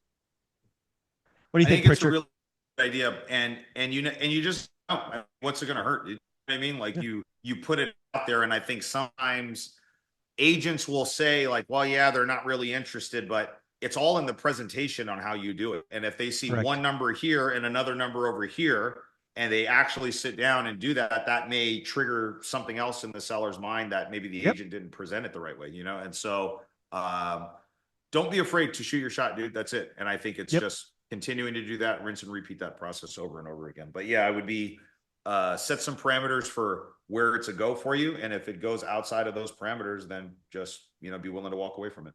Yep. Walk away and follow up. Because if it's on the market 97 days, it will be on the market 121 days and then 150 days. And eventually they will sell it, take it off, or sell to you. I mean, there's only a few ways these things go. So follow up, money's in the follow up. That's right. Like Jason, in your transaction business, what is the average time you touch someone before you got, because again, money's in the follow up. and I forgot to bring this up. I think it was Craig was the gentleman that came on with the cold caller. This is really good for as far as setting expectations. I'm glad that you brought this from when we're doing outbound lead generation, guys. So outbound means like cold calling, cold texting, door knocking, things like that, where the sellers are not coming to us. We are going out and engaging them. Industry standard, and this has been proven to be true to us from the first time that we contact them, the very first time, Craig, that your VA gets that person on the phone and qualifies the lead, it's 6 to 9 months on average from when they're signing the agreement with you. This is not when money comes into your company. This is when they agree to work with you, right? And then depending on what your exit is, money can be another 6 months after that, right? So like, please know and understand, I see so many people get into the business of doing outbound marketing because it's more cost effective. And there's nothing wrong with it, because if you don't have the budget for mail or PPC or SEO or these other things that require a lot of money to get higher quality leads in your system, they do it for 30 or 60 days and then they give up. And it's like, nobody is closing leads on a consistent basis from cold calling in 30 days. It's not happening. So, and I've been doing cold calling for a very long time, and I pay lots of money to be around people that are doing this at the highest level across the country.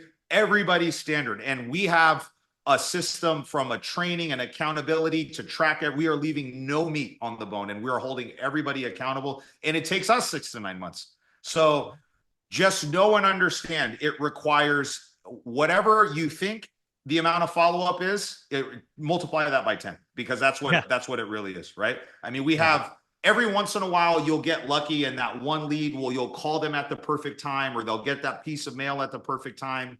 And, you'll just get anybody can close those deals, guys. Your business is not built off of those. Your business is built off of a system and a process that can create repeatable outcomes. And that requires you to follow up and do a lot of the stuff, because these sellers, if they're selling you their house, this is a humongous decision, guys. They're not just going to do that you're a stranger when you call them the very first time, right? And you got to build a relationship with them.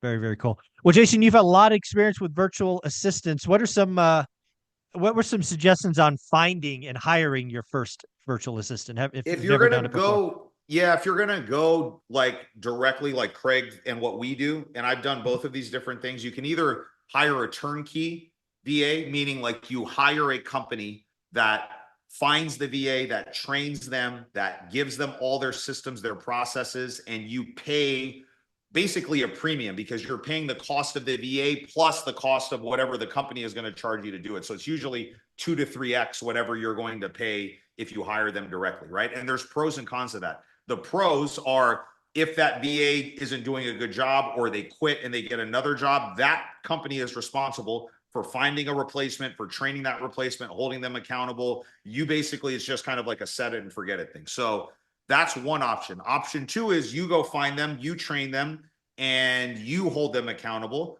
The cost is going to be cheaper, but there's work involved with it, right? So just the things that I was telling Craig, like you got to check in with them every day. You got to train them at least once or twice a week, minimum. You got to hold them accountable. You've got to, buy their systems and all their stuff for them, right? And so you have to decide which route you're going to go and what's better for you for where you're at in your business. If you're going to go with the in-house option where you hire them, we've always had best luck. We've always hired team members from the Philippines. That's just been, where it's worked best for us. Onlinejobs.ph is like the big hiring board. Virtual work is a huge part of the culture and the economy in the Philippines.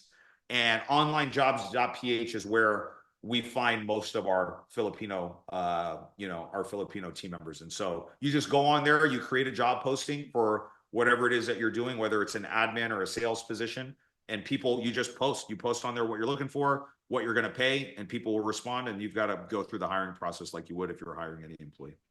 Very, very cool. I don't know if this has hit your radar yet, but have you seen, Jason, AI impact the VA world, your marketing? Are you using any AI tools in your business? We are using some stuff to help with follow-up. And so with our follow-up sequence, there is some AI built into the CRM that we have that does some initial, like, it's really like the initial contact to get it to a point where we can pass it very quickly to a live body, if that makes sense, right? So I have not, I mean, I've seen some tests and some demos of things that supposedly like, you know, they call and they're speaking to artificial intelligence and that's taking them through the whole way. I have not seen anything that's close to that. I think we're still very, very early on. I think AI is going to be a big part of the real estate industry in general, but it remains to be seen how like impactful it's going to be. And I think we've got a long runway to go before that's done.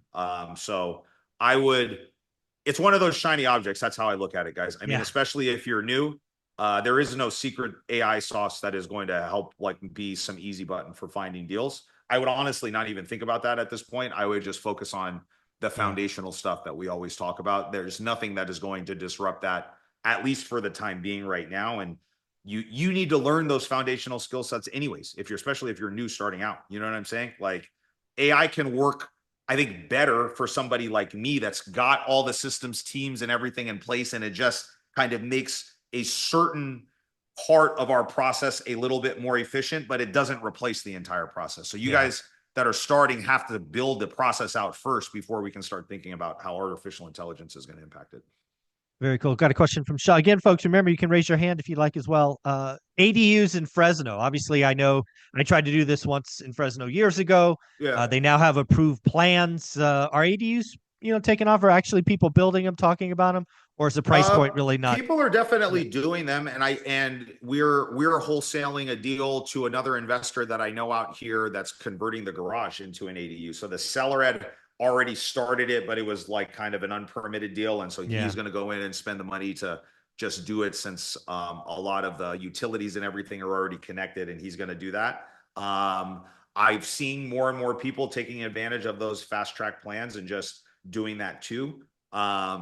We have not invested a lot of time and money into ADU conversions just because I know people that their whole business model is this, like in Southern California. I'm close with them. Their whole business model is based off of finding a property where they can do 1 or 2 ADUs, right? Convert the garage and build something in the back. And it's because there's a pretty big variance between what they can build the ADU for and then what the property is then worth afterwards, right? So just for the sake of round numbers out here, if you're not going to do the work yourself, like meaning you're not going to sub out every single trade and you're not going to negotiate the concrete guy that's doing the foundation, the framer, the electrician, and you're not going to hire and manage that project yourself, it's going to cost bare minimum, I'd say $200, maybe $250 a square foot for you to do it. Okay. If you're going to hire somebody out. And, if you're in just a, C neighborhood here, blue collar working class neighborhood where that works, the houses are only really you're only going to add about $250 of like square foot, like that additional 1,000 square feet that you add, right? It's only going to be valued at about $250 a square foot. If hopefully everybody's following what I'm saying, right? So when you add this square footage, it costs you $250 to add it, and the value creation is only also going to be $250 to $300. In SoCal, they're building for $200 a square foot, but it's worth $800 a square foot when it's done. So there's a huge variance in the value proposition when you go adding that. And now, they can flip it and they can sell it and make money, or they can refinance it. And because there's so much of it going on over there, when it comes to appraisals, there isn't like I've heard some horror stories with appraisals. I haven't had this experience firsthand, but I know some people that have spent a bunch of money doing an ADU, and the value from the appraisal that came in was way lower than expected. So that means they ended up leaving a ton of their money stuck in that project, and they've got to wait for appreciation to get it out. So in Fresno, I see more of it happening. I definitely think in California we have a housing shortage, but I think the markets where we're seeing lots of activity, you see a big spread between what the property becomes worth versus what it costs to actually do the construction. So be mindful. Be very mindful. I wouldn't be adding an ADU. I mean, like Thatch and Win, right up in the Seattle areas. Seattle's another market where again they can build it for a certain point and then it's so I see tons of people that are doing it in these higher price point markets. Yeah, I would be very I wouldn't do it in a market like Fresno. If it takes you 200 to build and you think it's worth 200. To your point on the appraisals, I see so many people get their money stuck in a deal because again, appraisers, they're not used to appraising ADUs. It's the odd lot. It's the odd unit, and you're very likely to get burned by doing that. So I would only look at markets where you have probably 2 and hopefully 3x delta between cost and value. Like Jason's number of 2 to 800, 2 to 600, something like that. You got to give yourself downside protection. Yeah, absolutely. Sure. You always want to be mitigating what's the worst case scenario. Yep. Right. That's like whenever I'm trying something new in my head, I'm like, what is the absolute worst case scenario here? And can I live with that? And if I can live with it, then what is worst case scenario compared to the upside?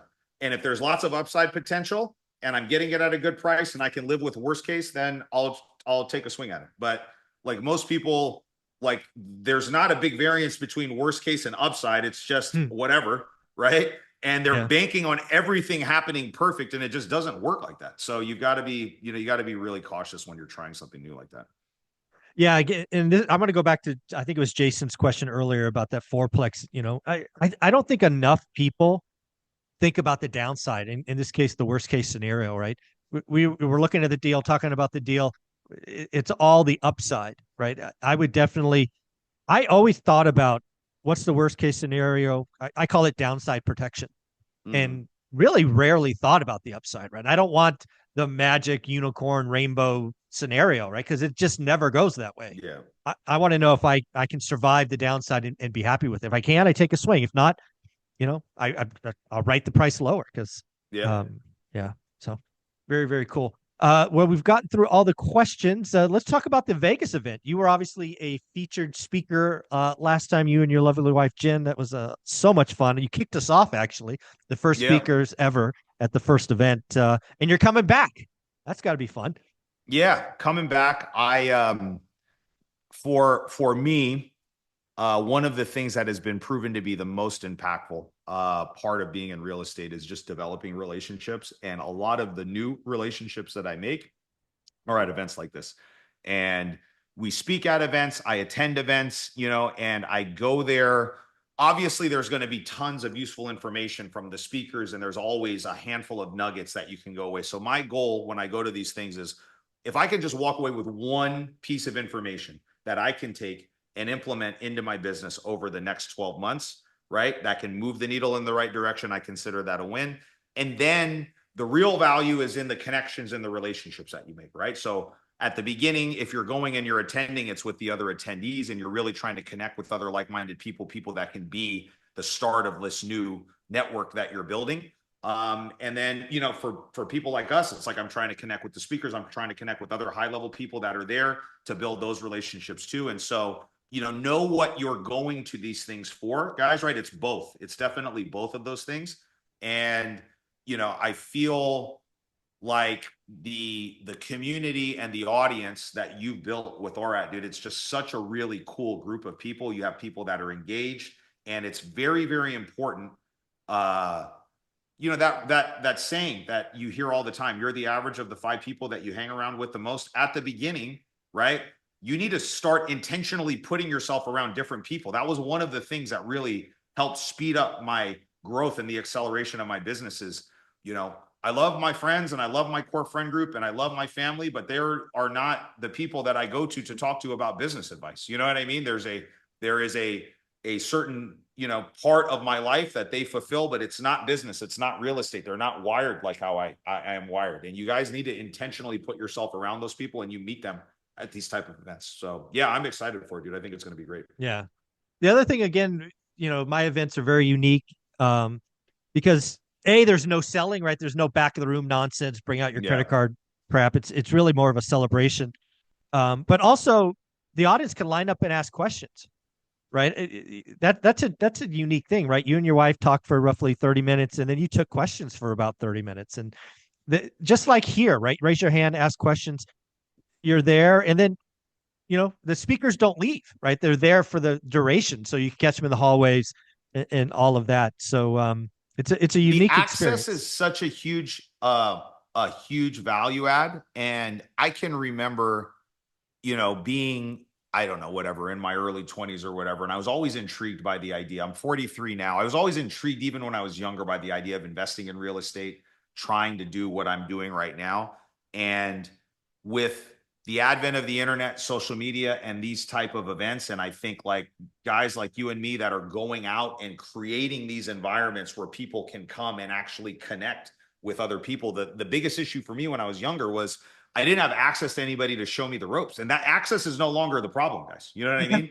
Yeah. And so if you're there, you know, and I know Zuber, you and I pride ourselves on bringing like really high quality people that are there with just the intent to help. That's all. That's it. Like, I just want to help, because I can remember being the guy in the back of the room when I first started and being nervous and like wanting to break out of this rut that I was in my life, and just feeling trapped in my corporate job and not knowing what to do about it. And, you know, it's just a handful of very key pivotal conversations that I had at the beginning, coming to different things like this, that really like change. Now I had to do the work. So this doesn't change the fact that you got to come and do the work every single day. But it's like these conversations and these relationships. I talked to so many people from the ORAC community that just message me, ping me about different things. Like, you know, it's just making that impression.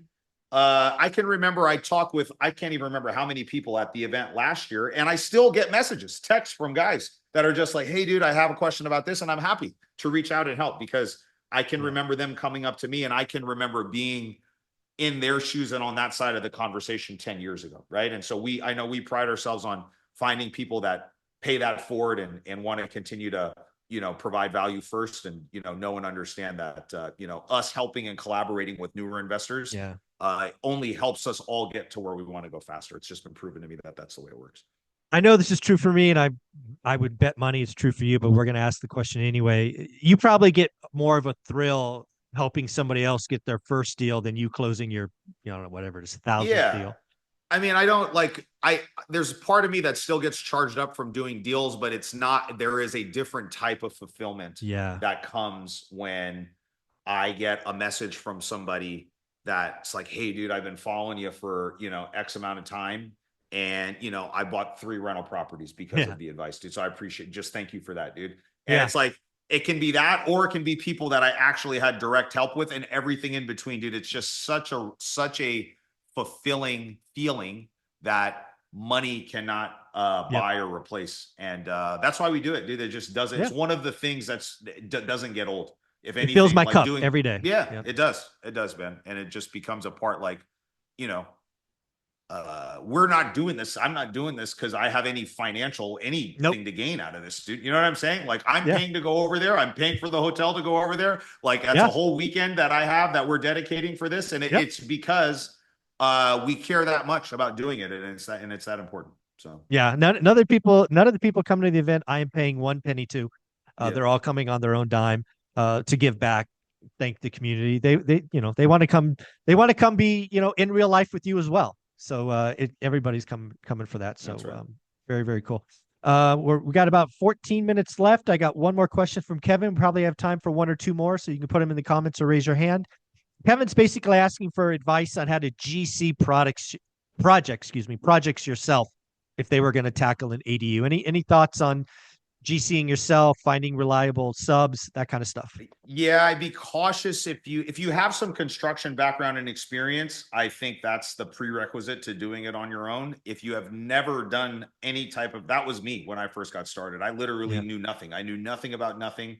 I didn't know the stages of how things were going to work. I literally, I mean, like simple things that you take for granted now. Like, I mean, I could tell you so many crazy stories about how little I knew about construction when I first started. So if you're that version of Jason when you started, I probably don't think it makes sense for you to GC the thing on your own. Okay. That's just my honest opinion. If you've got a little bit of experience, or you have a friend or a mentor or somebody that can hold your hand through this process that you really know, like, and trust, and you can still get it done reasonably on time. I saw somebody say this, it looks like Ryan responded to this, but referrals will always be your best source of finding everybody, right? So you need to go to other investors that have a track record of, you know, either doing ADUs or doing construction at a high level, and just figure out a way to get referrals from them. And usually just got to go ask, dude. You'd be amazed. You know, most people think that, you know, successful people are like trying to gatekeep all this information, and they don't want to help you, and they don't want to be nice. And it's actually been proven to be the exact opposite to me. The vast majority of successful people, when I just go out and ask them for something, are willing to help. And so you got to go put yourself out in those environments, find somebody in your market that's doing that. And then you've got to get really the main trades sorted out, right? So whoever is going to do like your foundation and your framing, you need to get that sorted out. You need to get the guys that are going to do kind of your rough trades, like your electrical, your plumbing, the roof, and then the other stuff like flooring, paint, cabinet installation, you know, the finish work. Usually that can be a more of like a handyman style guy, right? Or the guys that are doing the other things can probably do that stuff, or at least connect you with them first. Mm-hmm. But you need the main guys, right? You need the main people. And I would work with licensed people. So I would find somebody that has a license or is working under a license that can do, you know, your foundation, your framing, your plumbing, and your electrical. Those are really going to be the big trades. And then those people will probably have somebody that can do windows, roof, insulation, drywall, flooring, paint, that type of stuff. So I think you need to get that thing sorted out. And then if you're going to sub those things out, you need to have a schedule in order. You need to make sure, you know, the guy that's coming in to do the foundation framing comes after that. You need to make sure all these people are communicating with each other, or at least you're managing the communication with them. And then you need to figure out, like, is this really worth your time? I think everybody looks at the bottom line at the beginning and says like, well, if I sub everything out, it's going to be cheaper. But how much time is that going to take you? And do you even have that time, right? Or do you have time in the middle of the day to go when the inspector's ready to go out there and inspect your framing, right? Are you even in a position where you can wait out on the project on the job site for 2 hours? Because the building inspectors, they don't just say, yeah, Jason, when do you want to meet over there? You know what I'm saying? They say, I'm going to be there on this day from this time to this time. Somebody needs to be there to meet them, right? Do you have time to do that multiple times throughout the project until you get everything signed off and you get a final approved, right? Like, think about that, and think about all the time that you're doing with that. If you just took all of that time and you invested it into finding your very next deal, and then you hired out somebody to do it, like, what's the value proposition there, right? Like, could you take the 50 hours that it's going to take you and just get laser focused on finding 1 or 2 more deals? Can you generate enough money and revenue from those 2 deals to pay for the difference of what it costs to just hire a contractor to do the entire thing for you? So you got to start thinking about it that way, because I wore every hat in the business, and you'll be the bottleneck and you'll be the cap, because it's basically your time, right? And so until you can really learn how to delegate and focus on the things that you're really good at, that's when you'll see business really start to grow and expand. Yeah. Something that you've done for this community is you actually gave us some pretty cool stuff that we've added to the classroom section. It's actually available at level 2, folks. Level 2 in the school is very easy to get to. Introduce yourself, comment a few times. That stuff will be unlocked at level 2. There's some training in there. There's some cold calling. There's a lot of stuff you gave us. Yeah. No, there's so much information that's out there and then accessible. It's just that these things are in access to information is not the issue. It's action. We need to take action. You need to pick what you're going to do, commit to it, put your head down for a year, work really hard, and then check the score of the game after 12 months of hard work, and then see where it's at. Do the work, people. I wear that hat That's for right. a reason. Yeah. Jason, you are very articulate and well-spoken. How did you build that skill set? Lots and lots and lots of practice. Okay. I mean, I worked in corporate America for 15 years before I ever got into the real estate business. And I was in the sales and sales management position. So in those type of positions, you're talking to people all the time, right? You're on the phone all the time. You're going out and pitching and presenting things all the time. So it forces you to get good at communication skills, right? Then you're managing a team. I think I had at its highest, like 35 team members that worked for me at like when we were the biggest, over multiple locations. I was based out of Fresno, but then we had satellite offices in the Bay Area and a couple other places. So I had to manage 35 different personalities, all the different things that come along with that. When it comes to real estate, I started putting free meetups on, 7 or 8 years ago, And this was just me shooting from the hip in front of like 6 people. You know what I mean? And just and then it was like I've been doing that for 6 or 7 years. And so I've gotten so much practice talking in front of groups, right? You combine that with my other thing, and then it goes from there. I saw reading, obviously, and education was always something that was emphasized when I was growing up. My dad was a professor at Fresno State. So it's obviously like, you know, it started early on, but then I think you just put yourself in situations where you force yourself to get good at it. And that's the best thing. Like if you're not good at something, like most people are, when you're trying to grow the business, most people are lacking skills on the acquisition side, right? And the best way to do it is not training. Like you can learn stuff in a vacuum, or you can learn doing modules, but in my opinion, the best way is just to jump in and start doing it. It's going to force you to get good. Like when you're learning a new language, what do they always say? Full immersion.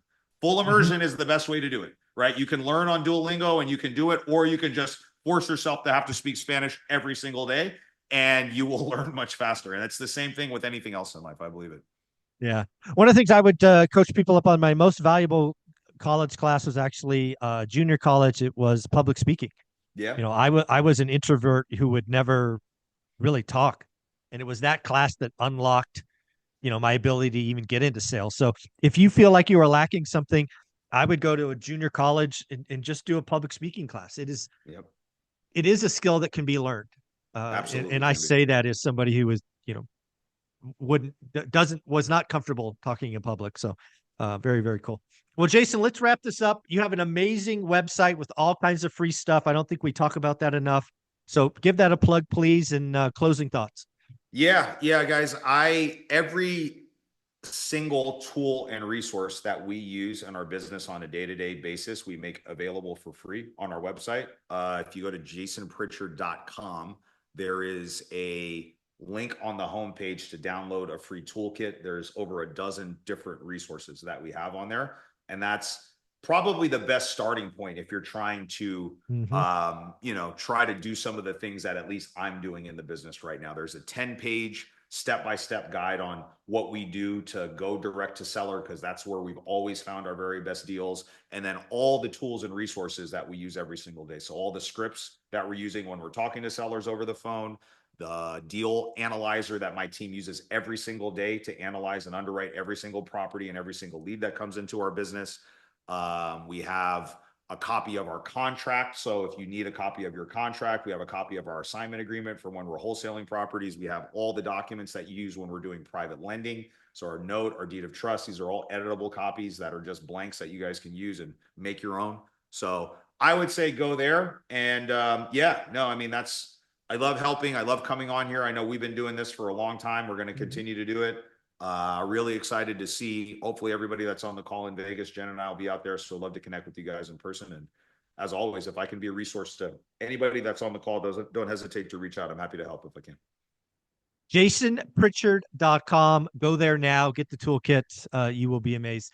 Thanks, brother. Take care. Appreciate you guys. Thanks. Later. Bye.